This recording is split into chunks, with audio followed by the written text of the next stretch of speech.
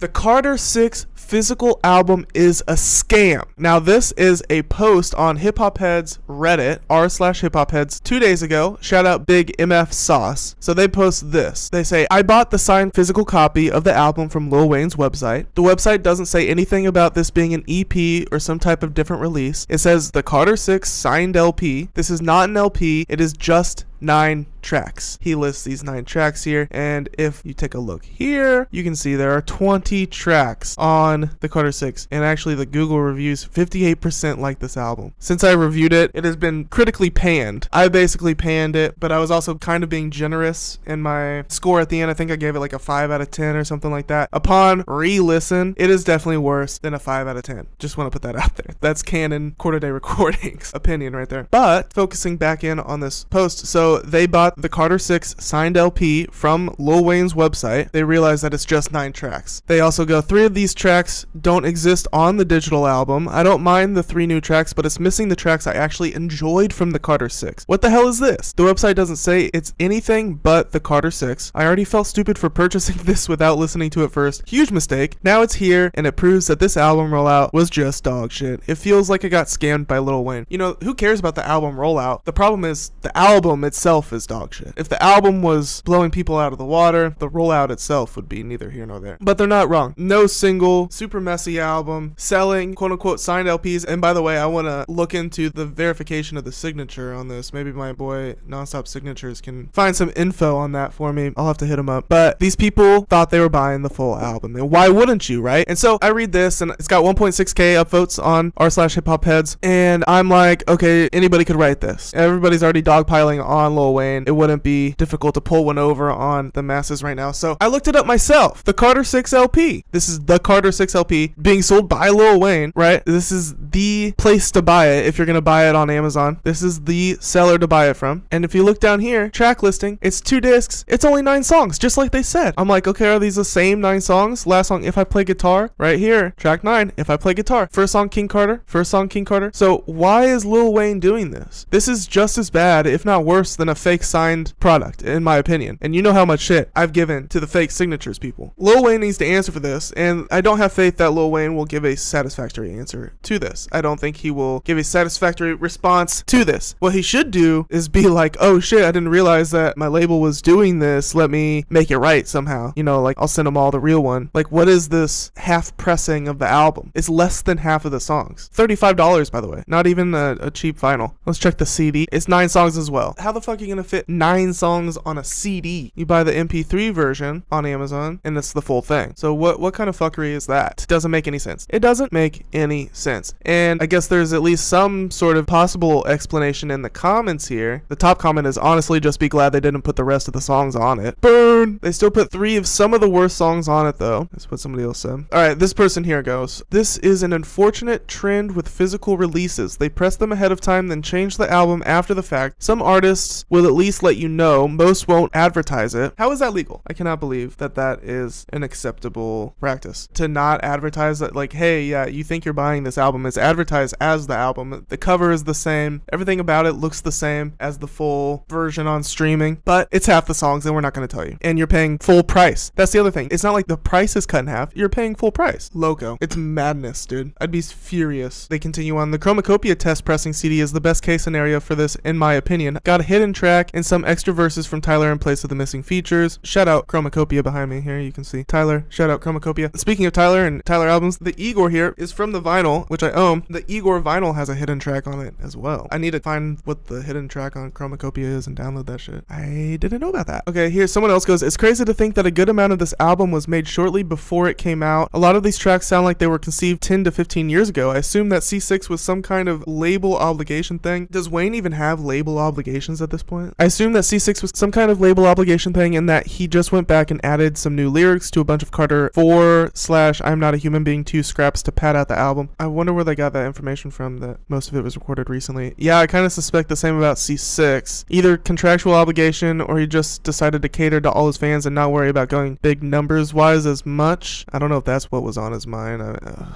I feel like he kind of met expectations in a way to where it's like it's not boring. Like the album isn't necessarily boring, it's just like very cuckoo and weird and like not super hot. It's just kind of strange. And I don't know, I kind of appreciate that about the album. So it's not all bad. I feel like it's not as bad as people are making it out to be, except for the fact that it's just too cuckoo weird. But it's not like an utter disappointment. Like there's at least like creativity packed into it. Sometimes Wayne is lacking that on his mixtapes because they're mixtapes, right? Like at least there's something to talk about. People are talking about it, for sure. For better or for worse. The reaction to Penis to an Elephant from the majority of people was pretty much disgust. But if you go back and watch my reaction to it, I was like, I wasn't crazy about it, obviously, but like the beat that everybody was clowning on, I didn't mind it too much. It's not aging very well, so I think they're ultimately right. But I don't know, it didn't come off to me immediately as like, I wasn't too repulsed by it at first. The more I listen to it, the more I hate it. But I have started to see other people, like at first the gut reaction to it from the internet seemed to be like all negative to Penis to an Elephant specifically. Since then I've seen Fantano, for example, he kind of liked it, I think. I think he put it in his favorite tracks on the album in his review, which I did not watch. He gave it a 2 out of 10. He says fave tracks, Penis to an Elephant. See? And his least fave track, Island Holiday, which is that Weezer cover. Got the red flannel treatment. It's bad. It's all bad. But what's even worse is Lil Wayne is selling less than half the album for full price. What kind of bullshit is that? You know what I mean? It's awful. So yeah, Lil Wayne, we need answers, bro.